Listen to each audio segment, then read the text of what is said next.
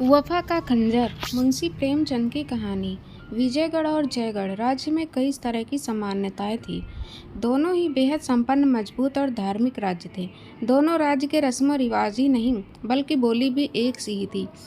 यहाँ तक कि विजयगढ़ और जयगढ़ राज्यों की लड़कियों की शादी भी एक दूसरे राज्य में होती थी। अंतर की बात करें तो यही था कि जयगढ़ की कविताएं विजयगढ़ वालों को पसंद नहीं आती थी और विजयगढ़ वालों का शास्त्र जयगढ़ वालों के लिए धर्म के समान था। दोनों राज्य के लोगों के बीच लड़ाई झगड़ा हमेशा ही रहता था। इन राज्यों में से किसी में भी तरक्की से जुड़ा कोई कार्य होता तो दूसरा राज्य वाला यह समझता था कि उससे उनका नुकसान होगा।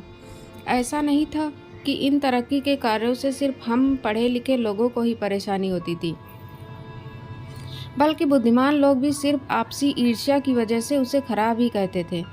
विजयगढ़ की एक छोटी सी बात भी जयगढ़ वालों के लिए बहुत बड़ी होती थी। उनके मन में होता था कि उसका बदला हम विजयगढ़ वालों से लेंगे। ठीक ऐसा ही जयगढ़ वालों के साथ भी था। दोनों राज्य इसी कोशिश में रहते थे कि कुछ ऐसा करे कि सामने वाले का अस्तित्व ही खत्म हो जाए। नियम और व्यवस्था से जुड़ी चीज़ें तो जैसे आग की तरह फैलती थी। अखबार हो या लोगों का मन, हर जगह यही आवाज़ आती कि विजयगढ़ वालों की शिक्षा और अन्य नियम कानून जयगढ़ राज्य के लिए खराब है, उन्हें इसका मुंहतोड़ जवाब देना होगा। उधर विजयगढ़ वाले सोचते कि जयगढ़ वालों ने उनके नए कानून के बारे में अखबार में कुछ छपने नहीं दिया है। वो सबका मुंह बंद करना चाहते हैं। वो यहाँ के सारे मामलों को दबाना चाहते हैं। वो अधिकार तैयार करके हमें ख़त्म करना चाहते हैं। ऐसे में हमारा भी फ़र्ज़ है कि हम उन्हें बताएं कि भगवान जिनके साथ होता है उनका कोई कुछ बिगाड़ नहीं सकता है। जयगढ़ में कई सारे हुनरमंद लोग थे। इन्हीं में से एक नाम था शीरी बाई का। उनकी खूबसूरती की चर्चे चारों तरफ थे। वो जयगढ़ में लोगों को अपनी कला का कायल करके विजयगढ़ की ओर बढ़ गई। उनके विजयगढ़ पहुंचते ही वहां के लोग जयगढ़ से दुश्मनी जैसे भूल ही गए थे। विजयगढ़ के थिएटर, नृत्यशाला और बाजार जैसे खाली हो चुके थे। शीरी बाई की कला के लोग इतने दीवाने हो गए कि हर कोई उनके ही ठिकाने की ओर दौड़ते थे। सभी लोगों के इस तरह के रवैये की वजह से विजयगढ़ के लोग अपना पैसा ही उस पर बर्बाद नहीं कर रहे थे, बल्कि अपने राज्य को भी बर्बादी की ओर ले जा रहे थे। मनोरंजन का लोगों के लिए केंद्र बन चुकी शीरी बाई को लेकर जयगढ़ के मंत्रियों, पुरोहितों और अन्य सम्मानित लोगों ने यह राय बनाई कि इस नाचने वाली महिला को देश छोड़ने के लिए कहा जाए। विचार करने के बाद शीरी बाई के नाम यह शाही फरमान पहुंचा, जिसमें लिखा था कि आपके यहाँ होने से अप्रिय घटनाएं होने की आशंका है। ऐसे में शाही फरमान है कि आप इस देश को छोड़कर चली जाएं। वैसे यह आदेश अंतर्राष्ट्रीय संबंधों के एकदम खिलाफ था। इसी वजह से शीरी बाई के साथ ही उसके देश जयगढ़ ने भी इस पर आपत्ति जताई। इस फरमान की वजह से जयगढ़ में खामोशी छा गई थी। हर कोई गुस्से में था। कुछ चाहते थे कि विजयगढ़ से बातचीत करके सुलह कर ली जाए और कुछ की मांग युद्ध थी। फरमान आए हुए लगभग एक दिन हो चुका था।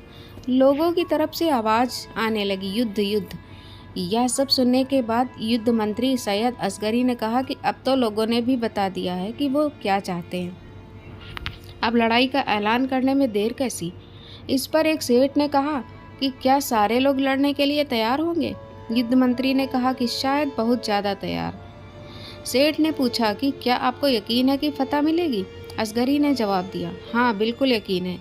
तभी लोग आपस में जंग जंग कहते हुए हथियार एक दूसरे को बांटने लगे। ठीक 30 साल पहले भी एक जबरदस्त लड़ाई हुई थी, जिसके कारण जयगढ़ हिल गया था। युद्ध में कई सारे खानदान तबाह हो गए थे। सब कोई एक दूसरे के खून का प्यासा हो गया था। उस वक्त पूरा जेल देशभक्तों से भर गया था। आज़ादी की लड़ाई लड़ने वाले जाबाज में मिर्ज़ा मंसूर भी थे। मिर्ज़ा को पूरा दिन जेल में हथौड़ा चलाना पड़ता था और बस आधे घंटे के लिए नमाज की छुट्टी मिलती थी। उसे हमेशा ही अपने बेटे मंसूर की याद आती थी। इस याद में उसका मन करता कि गंगा में डुबकी मारकर भाग जाऊं और अपने बेटे से मिलाऊं। एक दिन यह इच्छा इतनी प्रबल हुई कि वो सही में गंगा में कूद गया। रात भर वो गंगा में गोते लगाता रहा। किसी तरह सुबह वह किनारे तो पहुंचा, लेकिन उसके शरीर में बिल्कुल जान नहीं बची थी। सांसें चल रही थी, लेकिन गंभीर अधमरी जैसी थी। किसी तरह हिम्मत करके वो आगे बढ़ा और अपने बेटे असगरी से मिलने के लिए पहुंच गया। फिर 3 दिन बाद मंसूर अपने बेटे असगरी को अपने गोद में लिए हुए विजयगढ़ पहुंच गया। अपने हुलिया और पहचान बदलकर मंसूर ने मिर्ज़ा जलाल नाम रख लिया। शरीर इतना हट्टा कट्टा था कि उसे सिपाही बना लिया गया और होते होते वो पहाड़ी किले का सूबेदार बन गया। भले ही वो जयगढ़ को पीछे छोड़ आया था, लेकिन देशभक्ति उसके दिल में कूट कूट कर भरी हुई थी। वो हमेशा अपने बेटे असगरी को जयगढ़ दिखाकर कहता था कि वो तुम्हारा वतन है, वहीं के तुम हो। जब भी तुम्हें मौका मिले अपने देश की सेवा करने से पीछे मत हटना। पिता की इन सभी बातों से असगरी के दिल में बड़ा प्रभाव पड़ता था। वो भी बड़ा होकर बहुत बड़ा देशभक्त बना। वो सीधे विजयगढ़ से जयगढ़ गया और फौज में भर्ती हो गया और कुछ ही समय में अपने युद्ध कौशल से युद्ध मंत्री बन गया था। अब देश में उठ रही युद्ध की मांग को देखते हुए जयगढ़ ने विजयगढ़ को शीरी बाई को उनके देश पहुंचाने के लिए 24 घंटे का अल्टीमेटम दिया। विजयगढ़ ने भी साफ कह दिया कि वो जयगढ़ की फौज का सामना करने के लिए तैयार हैं, लेकिन शीरी बाई को वो छोड़ेंगे नहीं। उसे अदालत से सज़ा जरूर मिलेगी। जयगढ़ को विजयगढ़ के मामलों में दखल न देते हुए अपने कदम पीछे खींच लेने चाहिए। विजयगढ़ ने से ऐसा जवाब मिलने के बाद असगरी ने अपने पिता मिर्ज़ा जलाल को खुफिया तरीके से एक पत्र भिजवाया। उसमें लिखा था कि विजयगढ़ से हमारी लड़ाई शुरू होने वाली है। अब सबको जयगढ़ की ताकत का अंदाज़ा लगेगा। अगर लड़ाई के दौरान आपको कोई आँच आई तो आप उन्हें मेरे द्वारा भेजी गई यह मोहर दिखा देना। वो आपको किसी तरह का नुकसान नहीं पहुंचाएगा और मेरे कैंप तक ले जाएगा। साथ ही कभी मुझे आपकी ज़रूरत पड़ी तो मुझे पता है आप हमेशा मेरे साथ खड़े रहेंगे। धन्यवाद। यह खत भेजने के तीसरे दिन ही विजयगढ़ ने पूरे बल के साथ विजयगढ़ पर आक्रमण कर दिया। दोनों राज्य की फौज का मुकाबला एक दूसरे से मंदौर से करीब 5 मील की दूरी पर हो रहा था। लड़ाई में विजयगढ़ के पास तोप की ताकत ज़्यादा थी तो जयगढ़ के पास पराक्रमी सैनिक थे। होते होते लड़ाई 1 महीने तक चली। इस दौरान सब कुछ शमशान सा बन गया, लेकिन दोनों देश के बीच युद्ध रुक नहीं रहा था। फिर ऐसा समय आया कि विजयगढ़ पूरी तरह से जयगढ़ पर भारी पड़ने लगा। हर बार जयगढ़ को हार का मुंह देखना पड़ रहा था। असगरी को पूरा जयगढ़ कोस रहा था कि इसकी वजह से युद्ध शुरू हुआ और सारे लोग तितर बितर हो गए। ऐसे हाल में असगरी को सूझा कि मेरे पिता जिस किले की रखवाली करते हैं वो विजयगढ़ से अलग हो जाए तो आसानी से इन्हें हराया जा सकता है। उसने पिता को खत लिखकर कहा कि अब आप ही मेरी मदद कर सकते हैं। आपको अपने वतन का वास्ता है। आपको जयगढ़ को जिताने के लिए उस किले पर जीत हासिल करने में हमारी मदद करनी होगी। यह खत पढ़ते ही असगरी के पिता मिर्ज़ा जलाल किले पर बैठे बैठे सोचने लगे कि आखिर मेरे बेटे की हिम्मत कैसे हुई मुझे ऐसा खत लिखने की। मैं भले ही अपने वतन से बेहद प्यार करता हूँ, लेकिन विजयगढ़ ने मुझे मुसीबत के समय सहारा दिया है।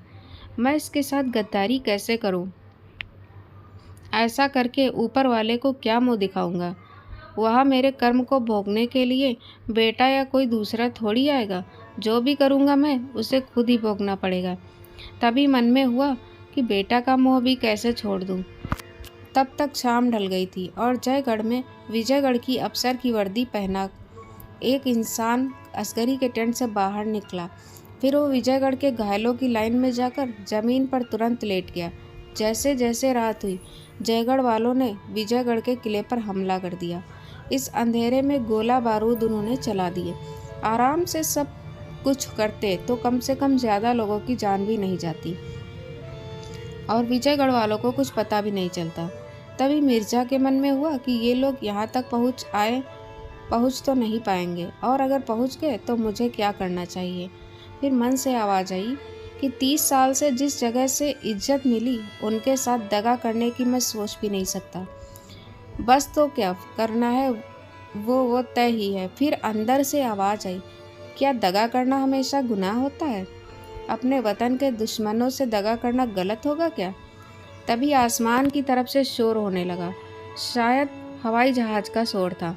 जयगढ़ वाले जीतते हुए नजर आ रहे थे। वो तेजी से किले की तरफ बढ़ रहे थे। मिर्ज़ा के मन में हुआ कि ऐसा करना उनकी गलती है। किले का दरवाज़ा काफ़ी मजबूत है।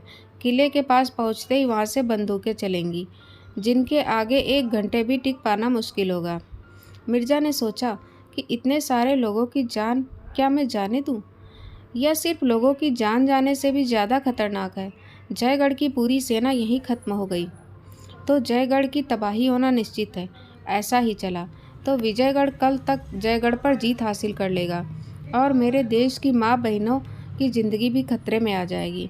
क्या अपने मजहब और लोगों को विजयगढ़ का इस तरह से निशाना बनने के लिए छोड़ दूँ? उफ, ये जहरीली गैस किले के अंदर से कैसे आ रही है?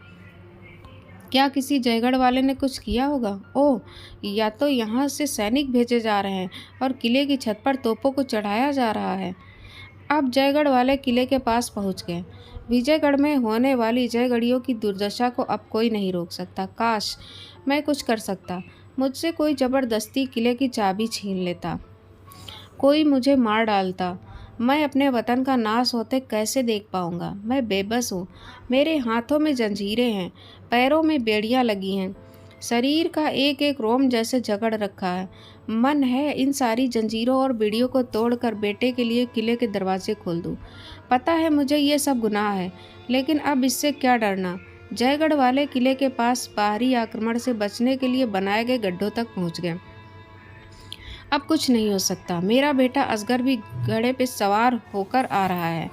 मन में हुआ कि मैं नमक हरामी कर देता हूँ, इससे कुछ नहीं तो कम से कम मेरा बेटा तो बच जाएगा। तभी तोप बरसने लगे। मेरा बेटा मेरी आंखों के सामने खून से लथपथ पड़ा था। हाय मेरा बेटा, मैंने अपनी वफा पर बेटे को कुर्बान कर डाला। मैं इसका बाप नहीं दुश्मन बन गया। कृपया चैनल को सब्सक्राइब करना ना भूलें। जय हिंद।